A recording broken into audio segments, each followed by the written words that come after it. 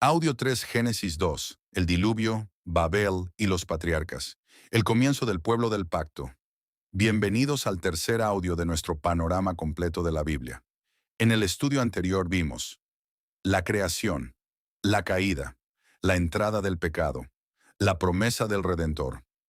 Ahora veremos cómo el pecado se multiplica sobre la tierra y cómo Dios comienza a desarrollar su plan de redención mediante una familia que se convertirá en una nación.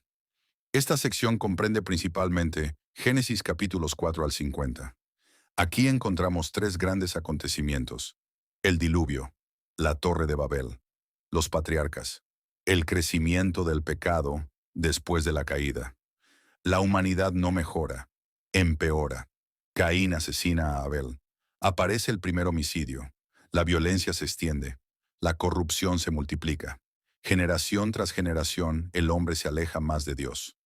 Génesis 6:5 declara: «Y vio Jehová que la maldad de los hombres era mucha en la tierra, y que todo designio de los pensamientos del corazón de ellos era de continuo solamente el mal». Observe la profundidad de la corrupción. No era simplemente que algunas personas pecaban. Toda la sociedad estaba contaminada. El juicio del diluvio. Dios es amor, pero también es santo, y un Dios santo debe juzgar el pecado. Entonces Dios determina enviar un juicio universal, pero en medio del juicio aparece la gracia. Génesis 6:8 dice: «Pero Noé halló gracia ante los ojos de Jehová». Esta es la primera vez que aparece la palabra gracia en la Biblia. ¿Quién era Noé? Noé no era perfecto. No era sin pecado. Era un hombre que caminaba con Dios. Vivía en una generación corrupta. Sin embargo, permaneció fiel.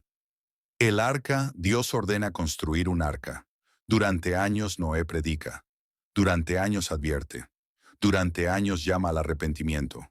Pero nadie escucha. La humanidad se burla. La gente continúa viviendo como si el juicio nunca fuera a llegar. Hasta que llega el día señalado. Exégesis del arca. El arca representa una de las figuras más hermosas de Cristo. Observe, había un solo arca, había una sola puerta, había una sola forma de salvación. Del mismo modo, existe un solo Salvador, existe un solo camino, existe una sola puerta. Jesús dijo: «Yo soy la puerta», y también dijo: «Yo soy el camino, la verdad y la vida». Así como nadie fuera del arca sobrevivió, nadie fuera de Cristo puede obtener salvación. El diluvio. Las aguas cubren toda la tierra, el juicio cae, la humanidad rebelde perece, pero Dios preserva. Noé, su esposa, sus hijos, las esposas de sus hijos, 8 personas.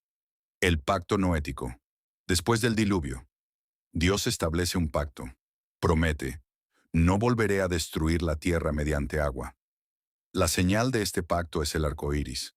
Cada vez que aparece un arco iris, debemos recordar la justicia de Dios, la misericordia de Dios, la fidelidad de Dios.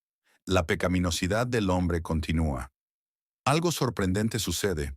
El diluvio destruyó a los pecadores, pero no destruyó el pecado, porque el problema no estaba solamente afuera, estaba en el corazón humano. Incluso después del diluvio, la humanidad vuelve a rebelarse. La torre de Babel.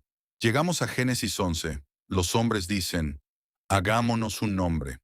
Observe la esencia del pecado: exaltar al hombre, independizarse de Dios, construir una civilización sin Dios. Significado de Babel. Babel representa orgullo humano, autosuficiencia, rebelión organizada.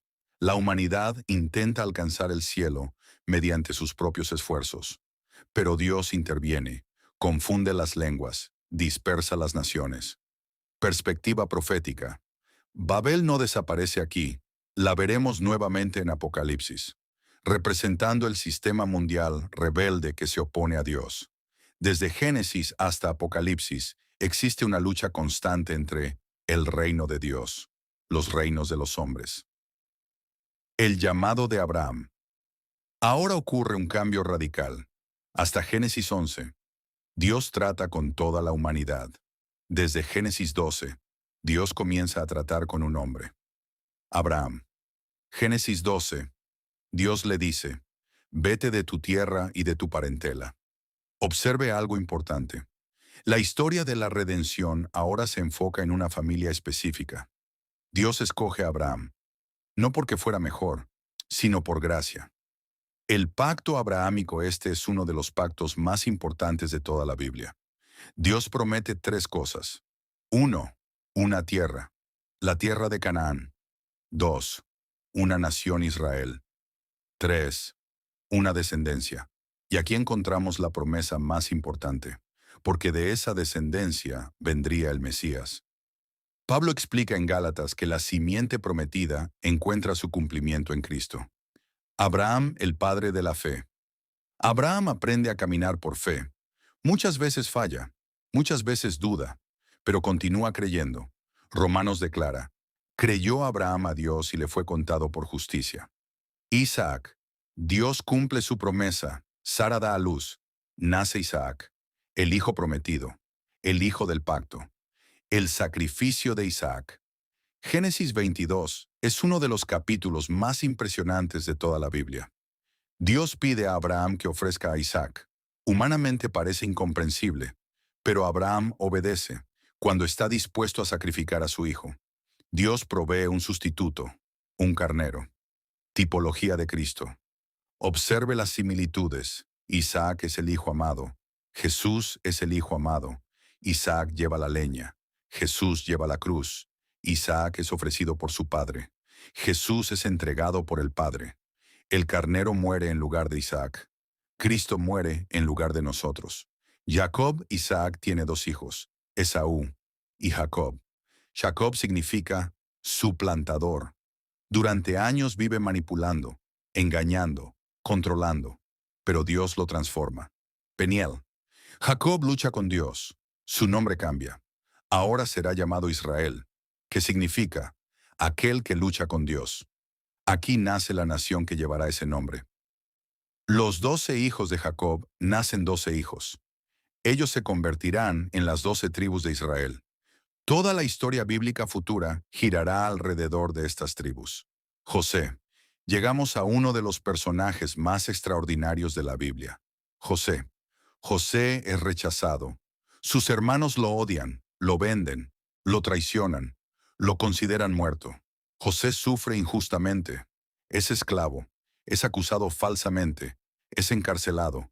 Parece que Dios lo ha abandonado, pero Dios está obrando. José es exaltado. Finalmente llega al palacio. Se convierte en gobernador de Egipto y salva a miles de personas del hambre. José como figura de Cristo. José es uno de los retratos más claros de Jesús en todo el Antiguo Testamento. Observe, fue amado por su padre, fue rechazado por sus hermanos, fue vendido, fue humillado, fue exaltado, se convirtió en salvador de muchos. Todo esto apunta a Cristo. La providencia de Dios. La historia de José nos enseña una verdad fundamental. Dios gobierna incluso cuando no entendemos lo que está ocurriendo. José declara, vosotros pensasteis mal contra mí, mas Dios lo encaminó a bien. Perspectiva teológica. En Génesis aprendemos que Dios siempre cumple sus promesas. Prometió una simiente y comienza a preservarla. Prometió una nación y comienza a formarla. Prometió un Salvador y dirige toda la historia hacia él. Perspectiva escatológica. La historia avanza hacia Cristo. Cada generación acerca más el cumplimiento de la promesa. Desde Adán hasta Noé, desde Noé hasta Abraham, desde Abraham hasta Israel, desde Israel hasta David, desde David hasta Belén. Todo apunta hacia el Mesías. Conclusión del audio. 3 Génesis termina con José en Egipto.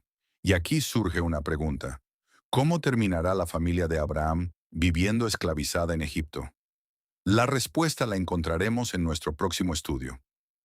Próximo audio. Éxodo, la liberación, la Pascua y el nacimiento de Israel.